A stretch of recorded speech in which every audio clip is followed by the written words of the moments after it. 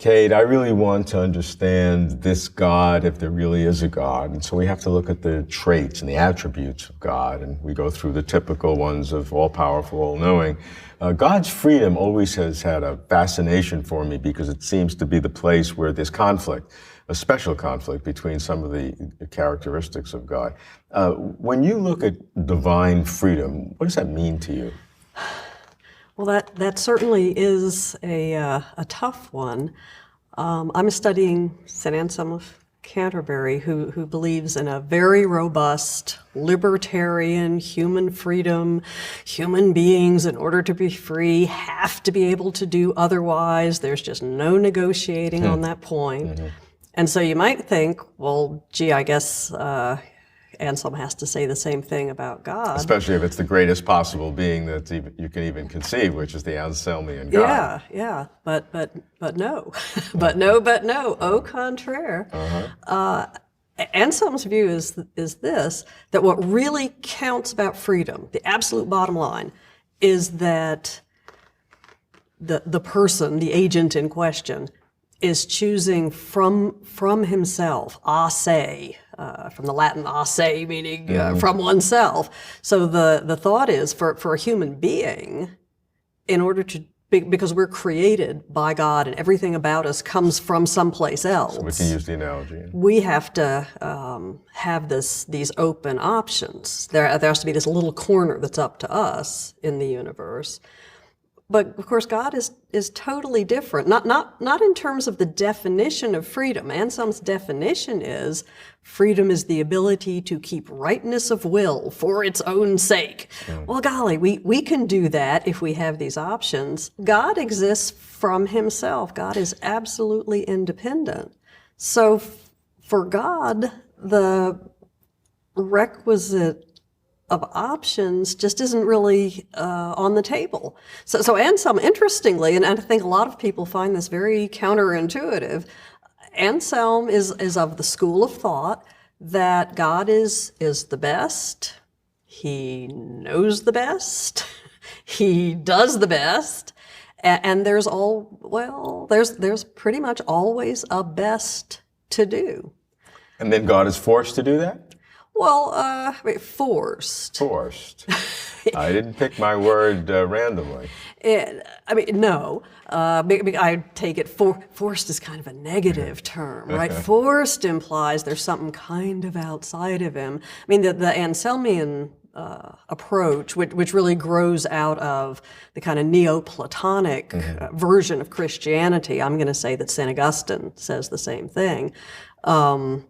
That approach takes it that a being that is just so good, so perfectly good.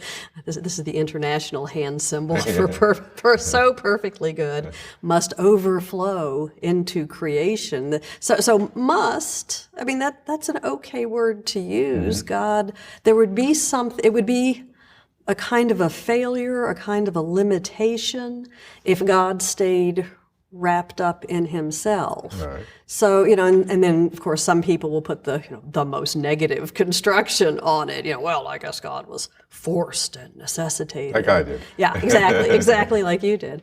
But Anselm's going to say, look, it's his nature. I mean, is God forced to be omniscient? Oh, poor God, he can't help but be omniscient. No, I mean he's God, he's omniscient. Well, in this Neoplatonic Christian tradition, he's God and he's gonna create. I mean, and it's not mechanistic, it's not unfree, because again, freedom doesn't by definition mean open options. Freedom means acting from yourself and God being completely from himself.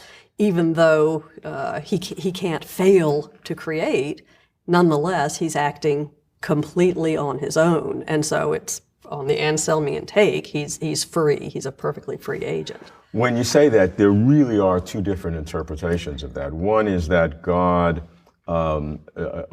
knows it's so good and therefore makes that choice. The other is that somehow it's metaphysically impossible. Both are emanating from God's own self, but there's a difference between the two. One is that you can't not help do it because it's a good thing to do, but it emanates out of you. You can also apply it to doing bad things, to sinning, that God can't do it. What does that mean, can't? It means he metaphysically can't do it. It's an impossibility, or can't do it, just not in his nature, and he wouldn't do it, and it'd be impossible for him to do it. That distinction is a little too subtle for me, I think. I mean, the God looks to see what's best, and then, because he's God, decides to do that. That way of expressing it sounds very anthropomorphic to me. Right. So I think, if you force me to choose, I'm going to say, well, it is a metaphysical impossibility on this Anselmian view that God should fail to create. What was the counterintuitive nature of the Anselmian approach to God's freedom? Well, a lot of people find it counterintuitive. I mean, I have to say, that if there's a God and he does the best, then this is it. Mm-hmm. And a lot of people are like, "Oh, you must be kidding! This world? What are you talking about?"